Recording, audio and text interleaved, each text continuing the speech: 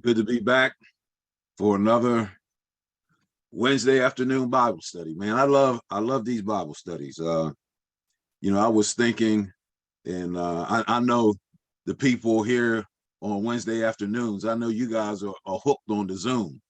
Uh, but I remember when we used to do them in person too. Man, I love being in person, and so at some point, we're always going to keep this Wednesday afternoon Zoom Bible study. We're always going to have that. But at some point, we'll get back to meeting in person for Bible study. So those of you who want to come out and do it in person, we'll be able to do that. But again, we're not going to get rid of Zoom. We're going to keep our Zoom Bible study. As we continue in the book of Ecclesiastes, we have two songs that we're going to try to cover this afternoon. We'll see if we can get through it. The first song that we want to look at, songs in the key of life. Let me pull up my screen. Okay. Share screen.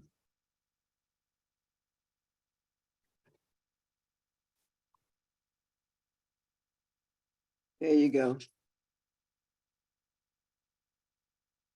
All right. So we've been looking at songs in the key of life. And as we've been going through the book of Ecclesiastes, we've been saying, if you really think about a lot of songs, they talk about life. And it's just interesting how some of the songs parallel what we read in the book of Ecclesiastes. For instance, the two songs that reflect the scriptures that we're going to look at this afternoon. The first one is I Just Want to Celebrate, and that deals with enjoying life. And so we're going to look at that. And then the second one is, you may remember this song, One Bad Apple Don't Spoil the Whole Bunch. Actually, the Osmond brothers sang that song. But what's interesting is that the song was written by George Jackson, and he actually offered it to the Jackson 5 first, and they turned it down. So I wonder if that's one that the Jackson 5 wish they would have hung on to. But one bad apple don't spoil the whole bunch. So we're going to look at those two songs this afternoon. As we continue looking at the perspectives in the book of Ecclesiastes, we see there's three perspectives: the fatalistic, the humanistic, and the theistic. The humanistic and the fatalistic focus on things under the sun. 29 times in the book of Ecclesiastes, Solomon uses the phrase under the sun.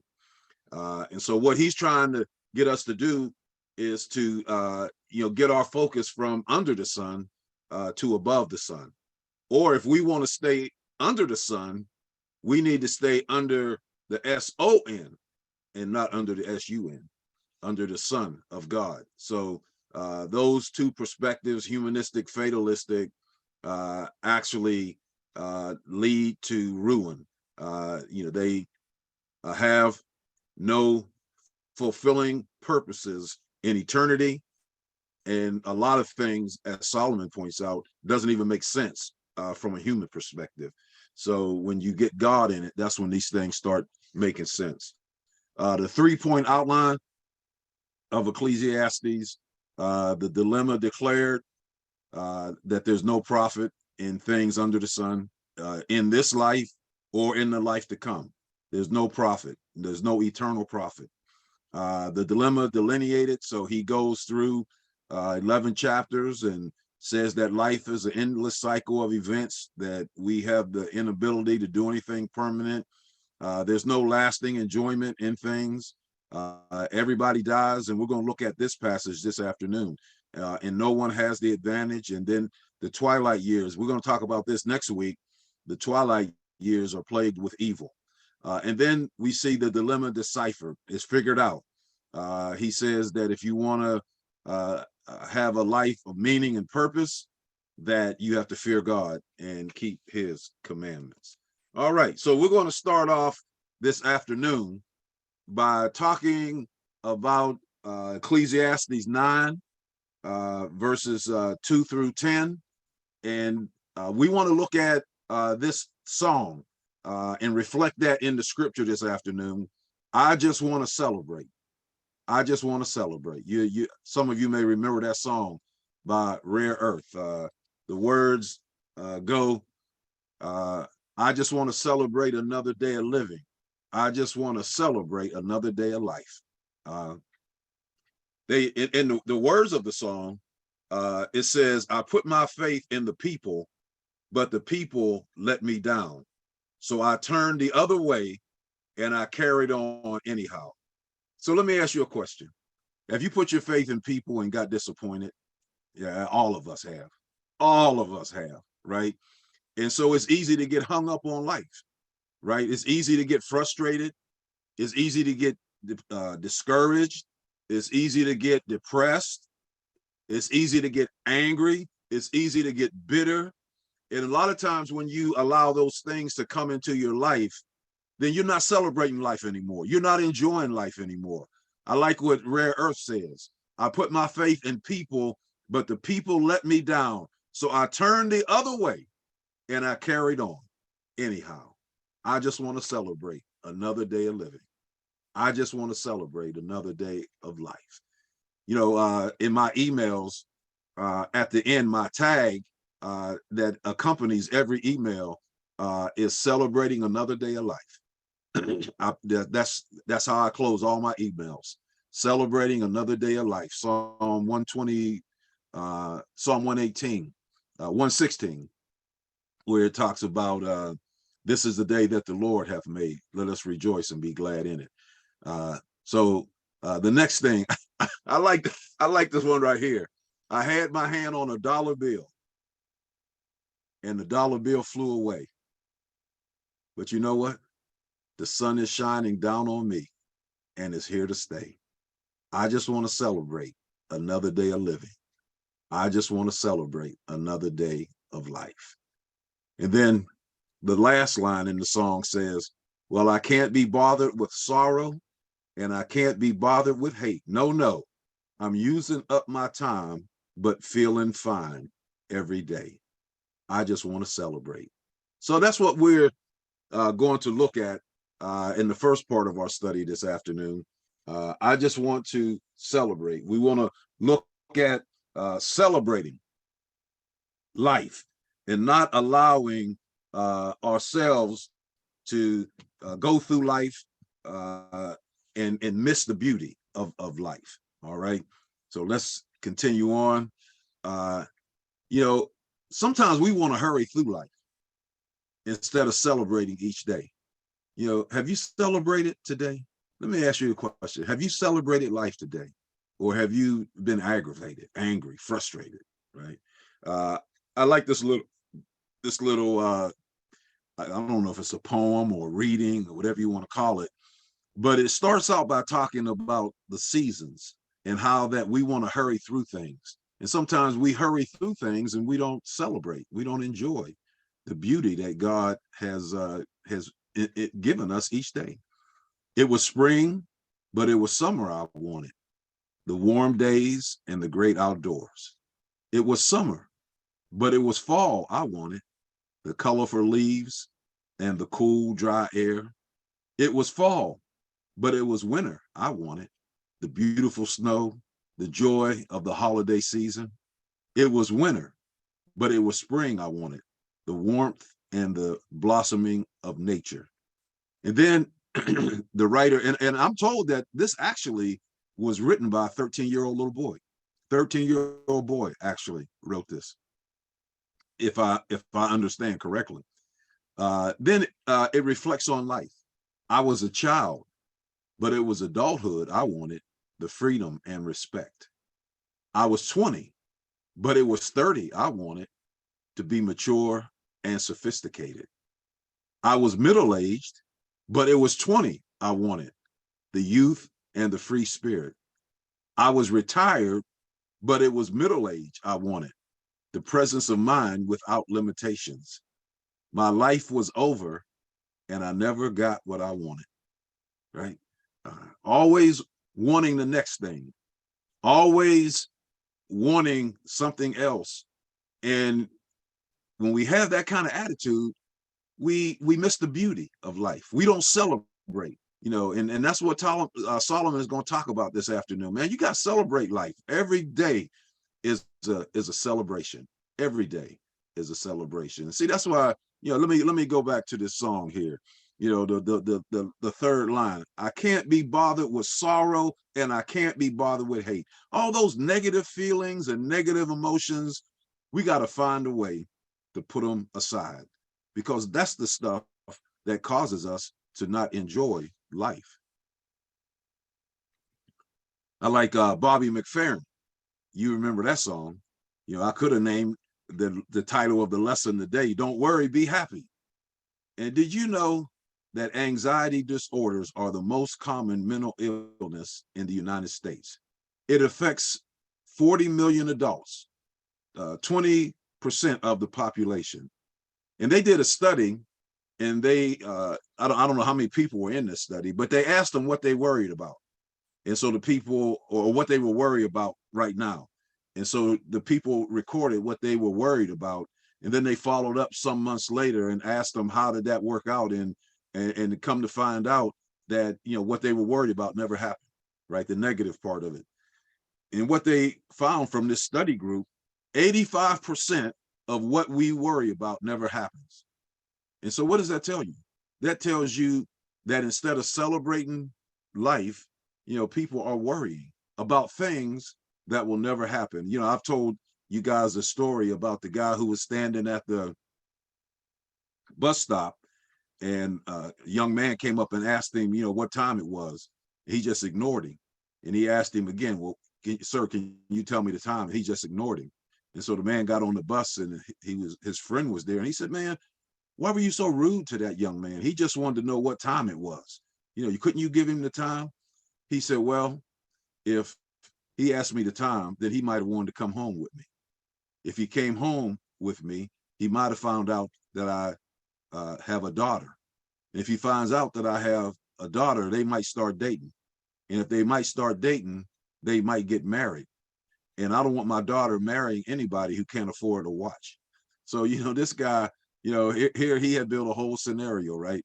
So 85% of what robs us of celebrating each day never happens if we worry. And then somebody said this: worry is the interest we pay on tomorrow's problems, right? Interest that we pay on tomorrow's problems. So you worry today, you're missing the beauty of the day, and then it's causing you problems tomorrow. Heart problems, sleeplessness, psychological problems, relationship problems, and we could go on and on. Worry is the interest we pay on tomorrow's problems. And so, we want to not allow worry to rob us of the joy and the beauty that we can find each day. All right, so let's get into Ecclesiastes. The first thing that Solomon lets us know is holiness or sin. We all die in the end, so we need to celebrate life. We're going to die, I'm not trying to be morbid, right? But you're going to die. I'm going to die. I just made up a song, right? The rich has to die. The poor has to die. You have to die. And I have to die. No, I think that song, The Rich Has to Cry, right? Y'all remember that song. I take some of y'all back, man. All right. Holiness or sin, we all die in the end. In Ecclesiastes 9, in verse 2, Solomon says this, that all things come alike to all. There is one event to the righteous and to the wicked. Now notice that, righteous and wicked, to the good and the clean, to the unclean, and to him that sacrifices, and him that doesn't sacrifice. Not as it is the good, so is the sinner that sweareth and fear, the one that swears, the one that fears. There is an evil among all things under the sun that there is one event that happens to all of them, and that's full of evil, and that that is in their heart while they live, and after that they go to the dead. Now notice what he said. The righteous, the wicked, the clean, the unclean, the person that sacrifices, the person that doesn't sacrifice, the person that's good, the person that's a sinner, the person that swears, the person that doesn't swear, make an oath. There's one thing that happens to all of them. And what is that? They all die, right? And the fact that we all going to die, man, we need to get busy living. Especially if you know Jesus Christ as your Lord and Savior, that you need to enjoy this life and realize that, now again, Solomon is looking at under the sun. And so we know if you get above the sun, that what actually happens is that, yeah, we all die, but we are going to a place where there's fullness of joy and where there are pleasures forevermore. That's where we're headed. That's where we're headed. So everybody dies, right? And everybody dies the same way, right? The sinner and the ungodly, and they all die the same way, right? They take their last breath, every one of them. And not only that, but in Psalm 90, in verse 9, it says that every person will die the same way. Okay, I mean, not every person will die the same way, but according to the psalmist, they will take their last breath the same. We might not all die the same way. So you know what I mean? Somebody might, die due to illness, and somebody might die from something else, right? But we all gonna die the same way, right? When we take our last breath. Psalm 90 in verse 9 says we finish our years with a sigh or a moan. When you take that last breath, we all take that last breath, right? So, man, you might as well celebrate while you got life. Celebrate while you have life, because holiness or sin, again, righteous, wicked, godly, sinner, clean, unclean, the one that sacrificed, the one that doesn't, the one that swears the oath, the one that doesn't, right? Holiness or sin, unless the rapture takes place, we all die in the end. Celebrate. I just want to celebrate another day of living. I just want to celebrate another day of life.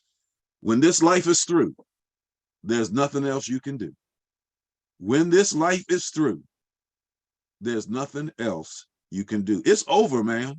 As far as this life is concerned. Now, again, we live in eternity, but there's not another prayer that you can pray with somebody. There's not another person that you can witness to. There's not another person that you can bless. There's not another person that you can encourage. When this life is through, there's nothing else we can do.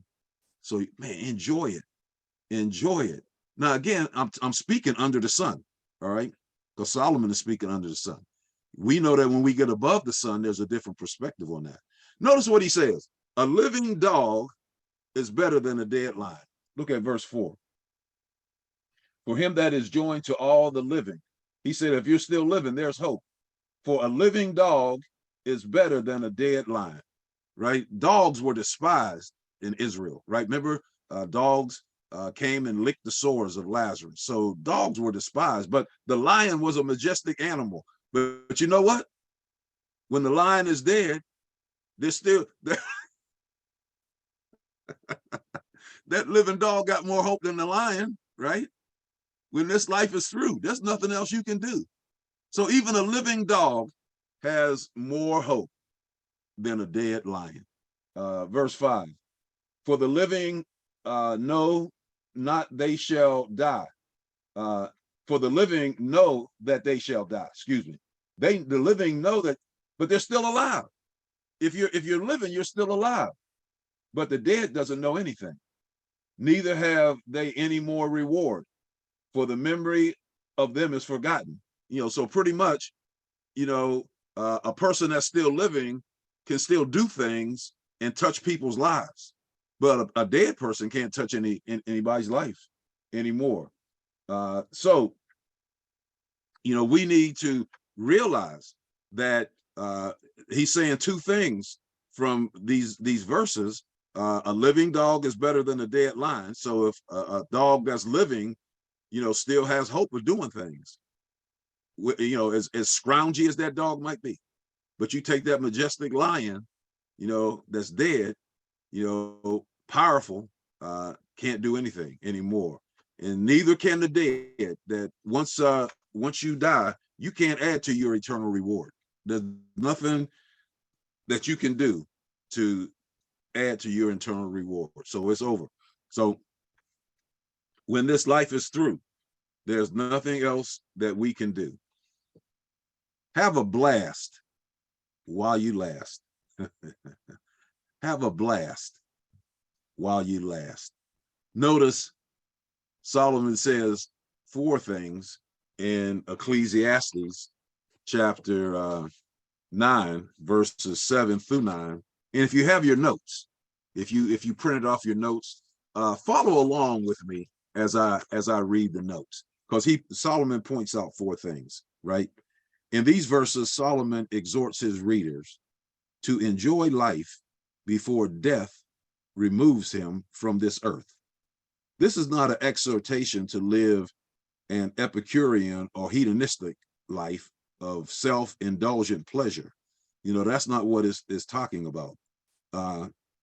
He is exhorting the readers to do 4 things. The first thing, he says, go thy way, eat thy bread with joy, and drink thy wine with a merry heart, for now God has accepted thy works.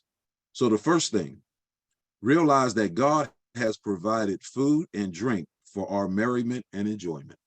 Now, again, he's talking about life under the sun.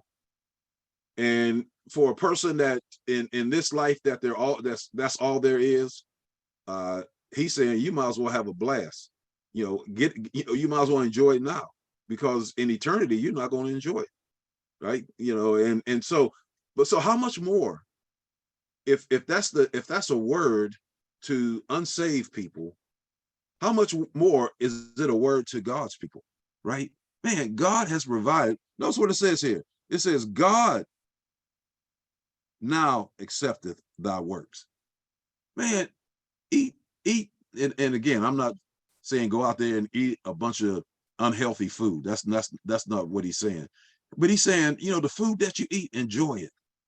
I see people, and hopefully I'm not offended anybody, that they have a plate of food and they can swallow it down in 3 bites, right? I mean, they might get a hamburger and finish that hamburger in 2 bites. And if that's the way people eat, that's the way they eat. But I'll tell you what, I'm maybe it's because I'm getting older, can't do the things that I used to do. But man, I take little bites of food and I enjoy it. I enjoy the taste of the food. And then I used to have a big giant drink. I don't need a big giant drink now. I just have a little cup of drink and I just sip on that to wash it down. Oh man, enjoy it. He says, realize that God has provided your food and drink in merriment and enjoyment. Enjoy your food, enjoy your drink, right? Enjoy the benefits of living a holy life. Notice what he says. Let thy garments be always white.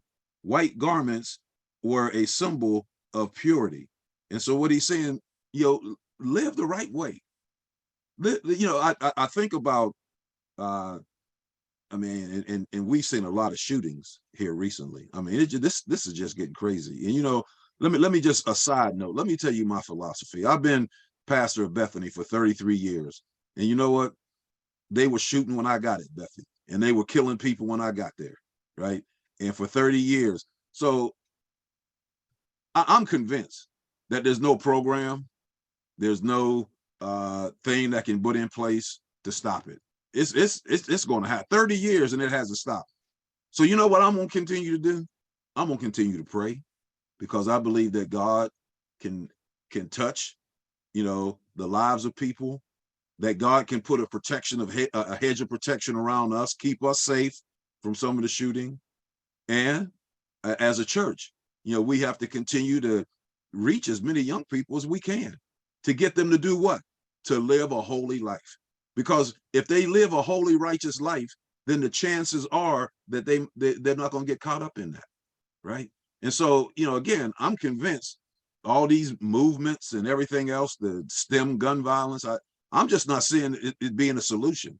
Now, you guys can boo me, you can fire me as being your pastor, right? I'm just saying I haven't seen it. And as a matter of fact, it seems like it's just getting worse.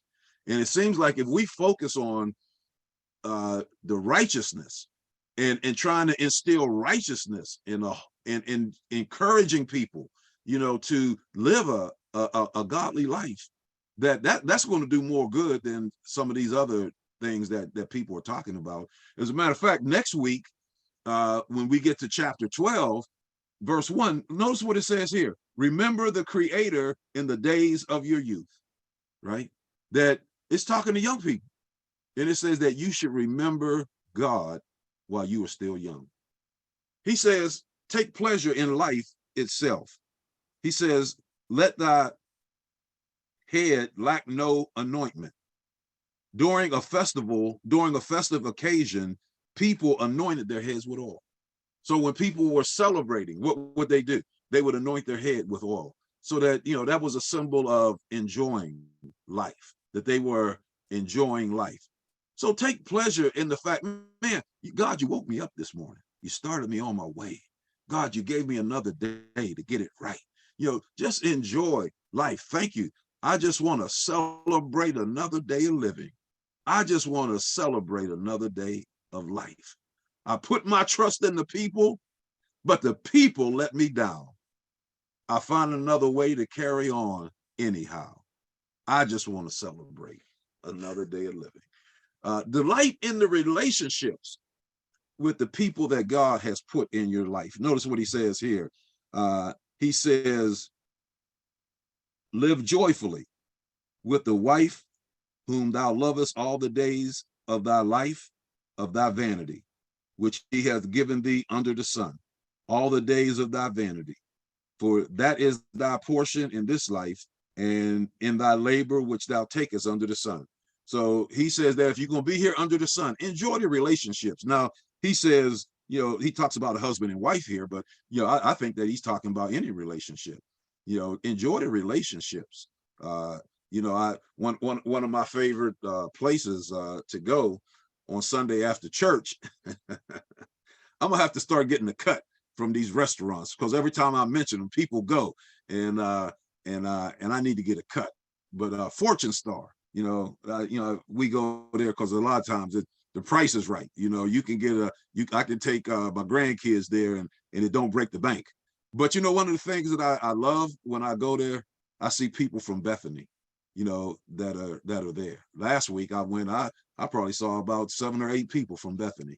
And just enjoying relationships, right? Going out, enjoying the food and enjoying the relationships.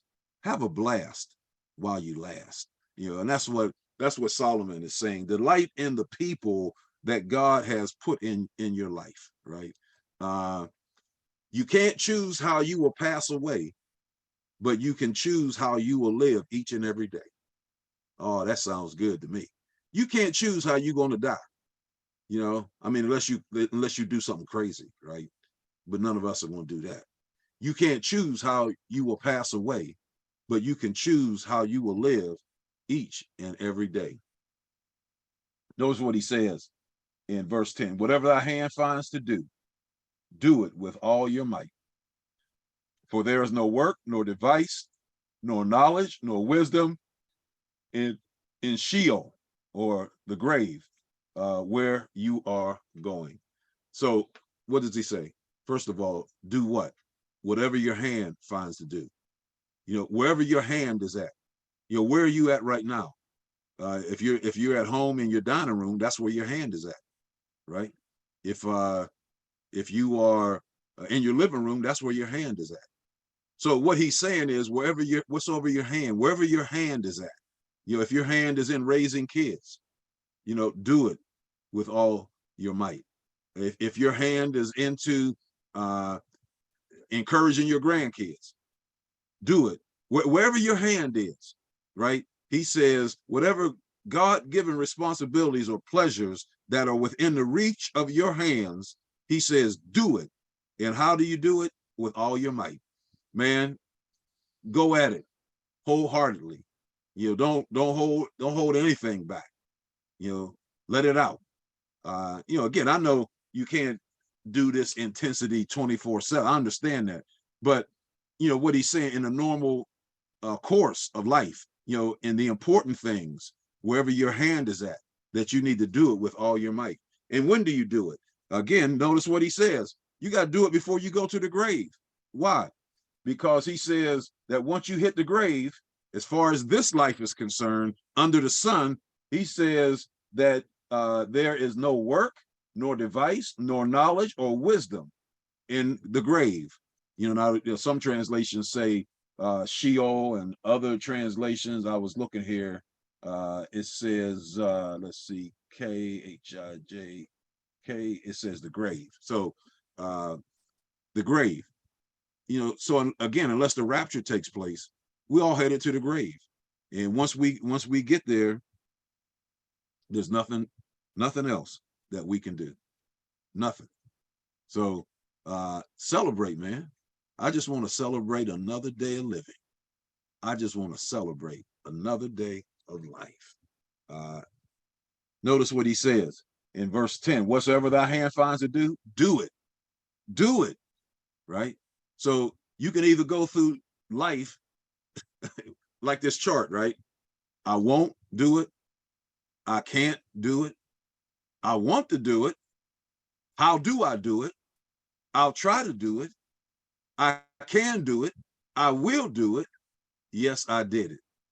So when it comes to the end of the day today, and we deal with this issue of celebrating life, will you be at the bottom of the steps and just say, I won't do it? You know, I'm just depressed. I'm discouraged. I got a lot going on. You know, a lot of stuff is crowding out things in my mind. So I'm just not going to do it. Or you're going to push through every day. Now, again, you know, I know that there are some people out there that are hurting, right? You know, some people that have lost loved ones, and, you know, you might not be able to celebrate life like others can, because, you know, you're dealing, I mean, you know, we studied Ecclesiastes earlier where it says, you know, there's a time to cry, right? So, I mean, you might have to cry. And that might be the season that you're in right now. So if that's the season that you're in, then you got to deal with that season.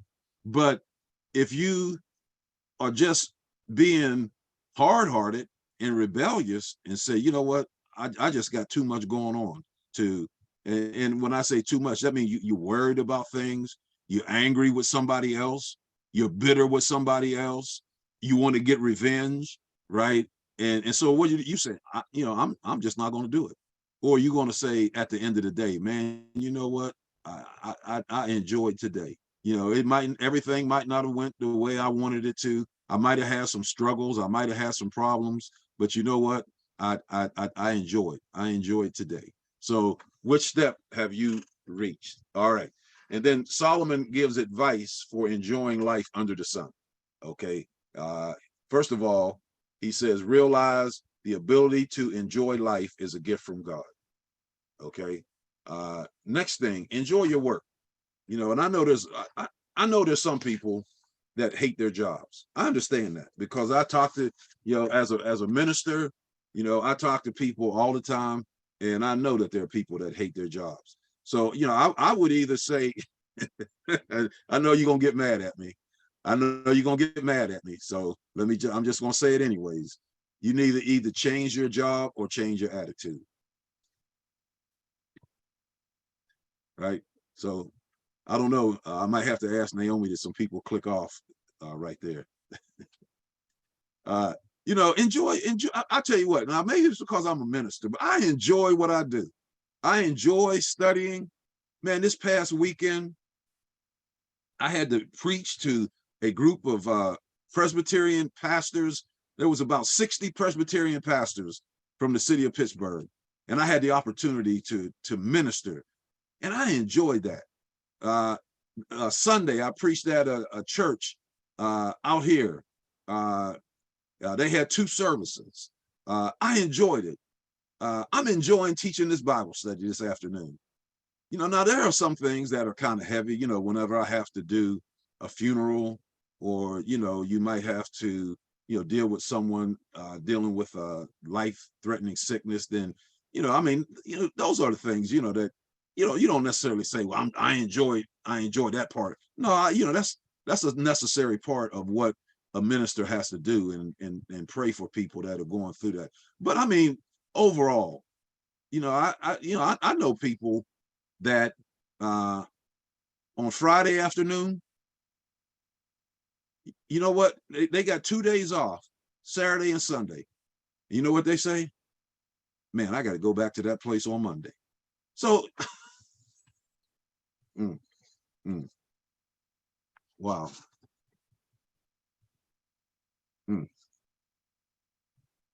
I know this is easier said than done when it says enjoy your work, because maybe some of you just can't get to that place.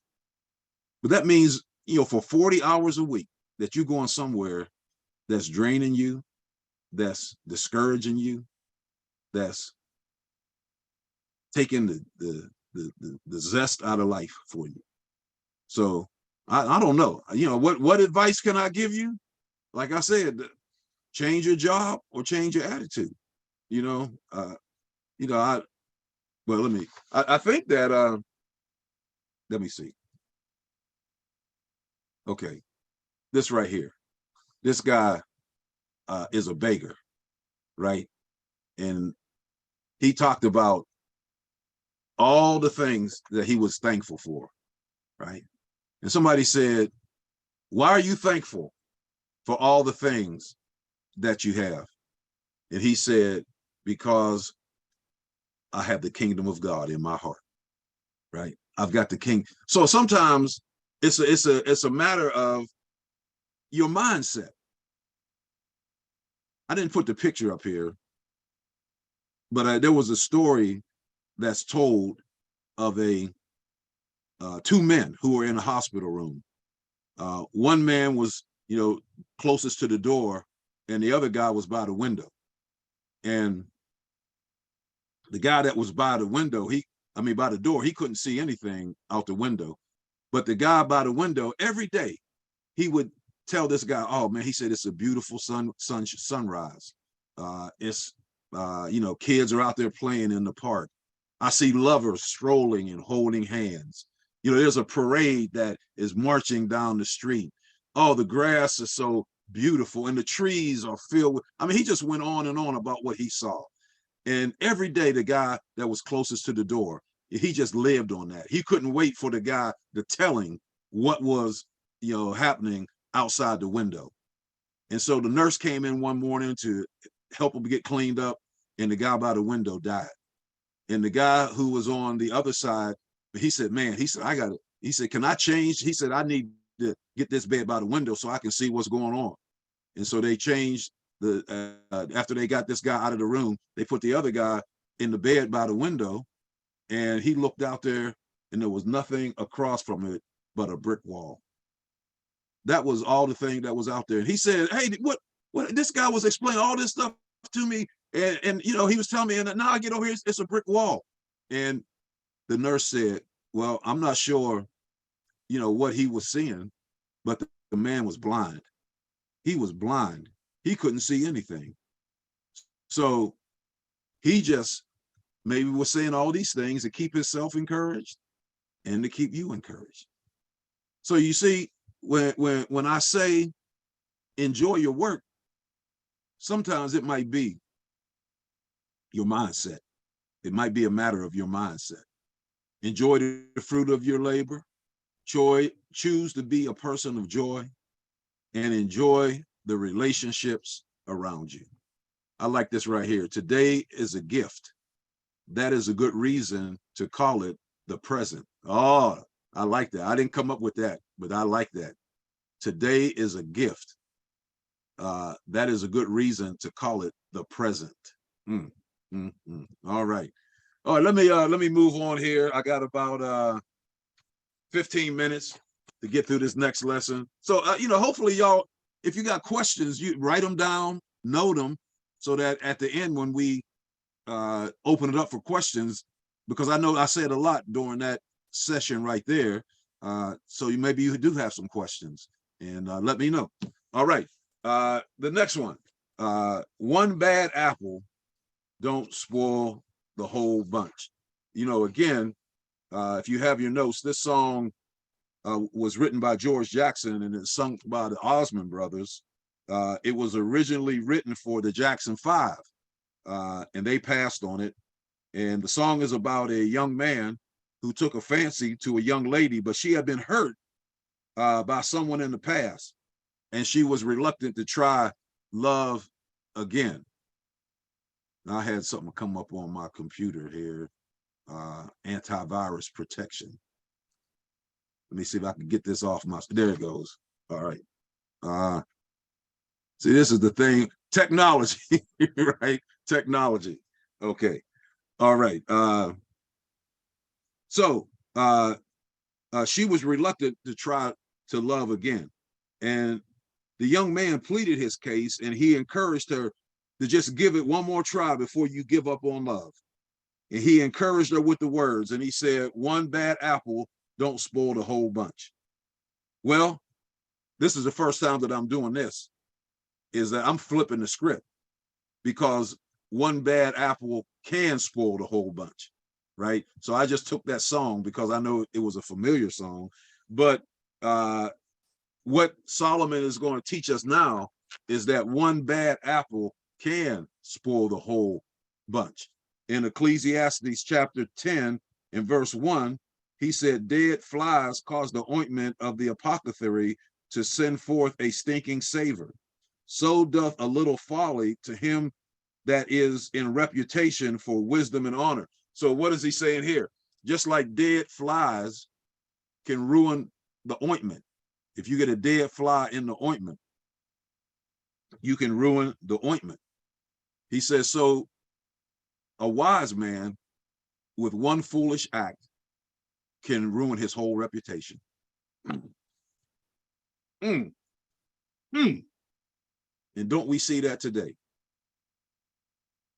One bad apple can spoil the whole bunch. One bad action can ruin a person's reputation.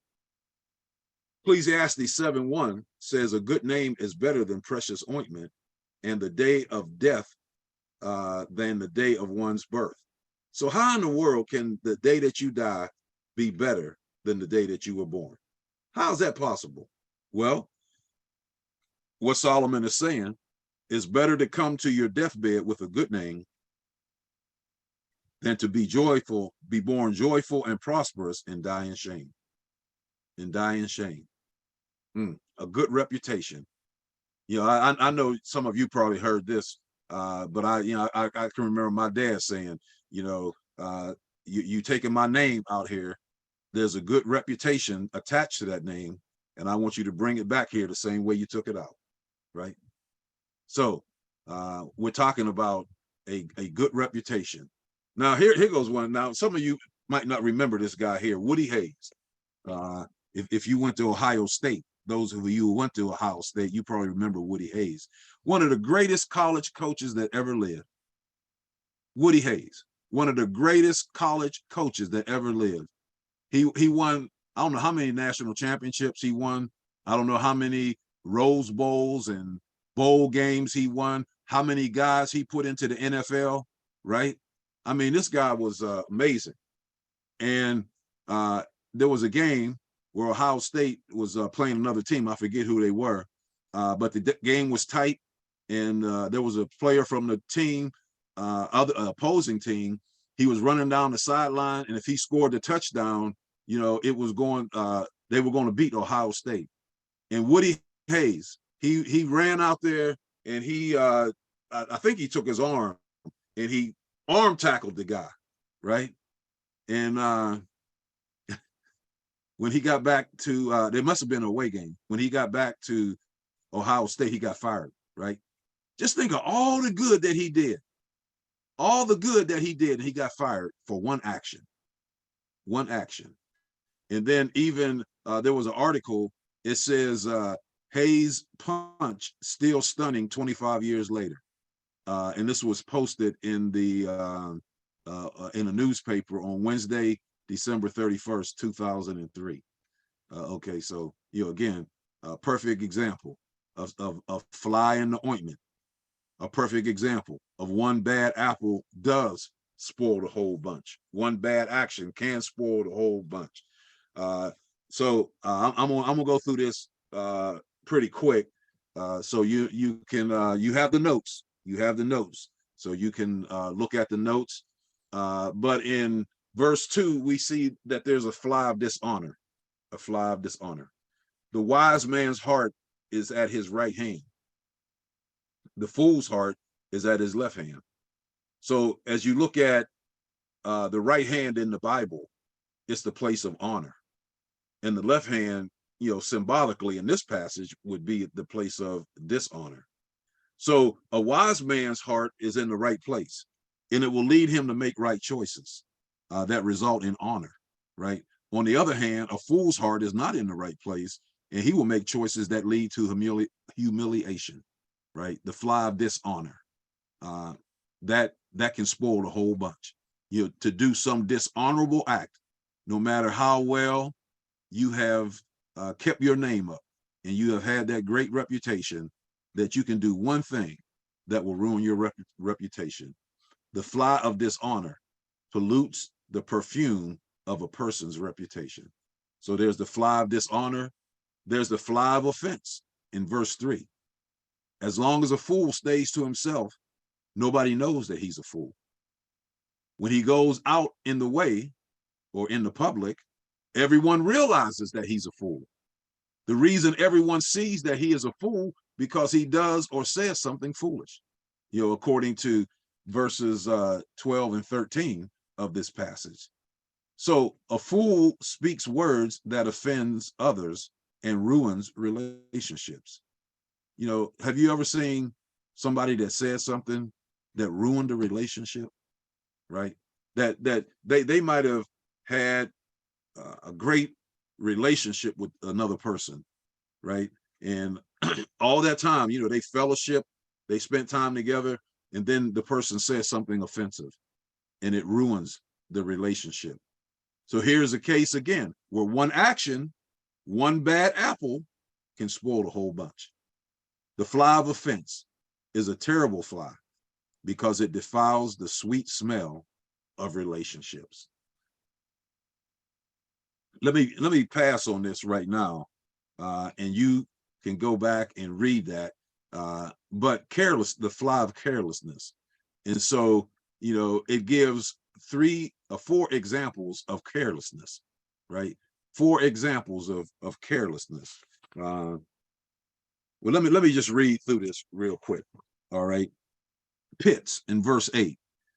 Pits were dug to capture wild animals, but if a person who dug it is not careful, he might fall into it himself. Carelessness, right? The hedge in this verse refers to a wall. The demolisher had to be careful when tearing down a wall because that was the place where snakes made their nests. If he did not exercise caution, a snake might bite him during the demolition. Carelessness, the fly of carelessness. A stonemason might remove stones with care, but because there was a possibility that he might get hurt by falling stones. Carelessness, that he might take care in removing the stones, but if he's not careful, and one of the stones can fall on him and hurt him. Carelessness. The lumberjack had to cut down trees with the utmost care to avoid being hurt by either the axe, the flying pieces of wood, or a falling tree. So if he was careless, he could get hurt. And so Solomon uses these analogies to remind us that we should live our lives with care to avoid allowing the fragrance of our testimony to turn rancid. That we should live our lives with care so that we don't ruin our lives by one act of carelessness, by doing something careless. you know, that we ruin our reputation. You know, when you think about, you know, just, I mean, it's just so many people that that act careless. You know, I think of, you know, one of my, I used to like to watch this guy, you probably have seen him, TJ Holmes. He was on Good Morning America. And then he actually got his own show in the afternoon. And there was another lady, her name was Amy, and she was on there. And they both were married, right? And so they end up hooking up. And now, you know, these TV personalities, both of them have lost their jobs, right? By a careless act. You know, again, not guarding your emotions, not, you know, I mean, again, you know, you can't, I mean, if you fall in love with somebody, you fall in love with them. But, you know, if you're already married, you know, you got to be careful. You know, you just got to be careful. And so here they, all that they worked for all their life, right? Going to school for journalism, probably got their dream jobs, and you know, because of carelessness, the fly. It was a fly in the ointment, right? Okay. The fly of procrastination, right? That sometimes we have to be careful about procrastinating. If a man was bitten, verse 11, if a man was bitten by a snake before the enchanter had time to work his charm, you know, that then what good is the babbler? Solomon said, that the master of the tongue, or the snake charmer. If somebody already got bit, right, then the snake charmer, he can show up, but what good is that going to do, right? He's too late. So the skill of the snake charmer is useless after the snake has already bitten someone. So Solomon, the point Solomon is driving at here is that a fool fails to give proper attention needed to address a matter in the proper time. The fly of procrastination can cause us not to take care of important matters in a timely fashion, which can lead to deadly consequences. All right, because we put stuff off. We keep kicking the can down the road, right, and not dealing with something that's important. And if we don't deal with it, it can come back to ruin us. And then the fly of slothfulness, verse 18, a lazy man's house will come to ruin.